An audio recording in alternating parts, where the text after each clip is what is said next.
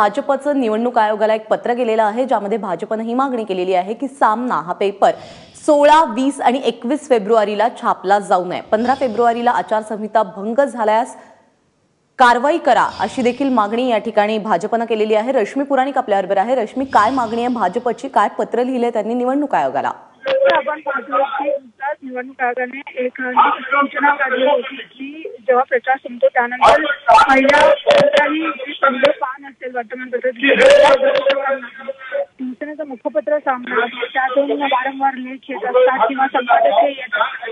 15 तारखेला आचारसंहिता संपलेली आहे, कारण उद्या मतदान त्या वर्तमानपत्रामध्ये या संदर्भात बातम्या देखील आल्या होत्या आणि त्यामुळे 16 असेल, 20 असेल, 21 तारीख असेल ह्या रश्मी, तुर्तास धन्यवाद या सगळ्या सविस्तर माहितीबद्दल। त्यामुळे भाजपने ही मागणी केलेली आहे, तर निवडणूक आयोग या संदर्भात काही दखल घेत आहे का हे पाहणं महत्त्वाचं असेल।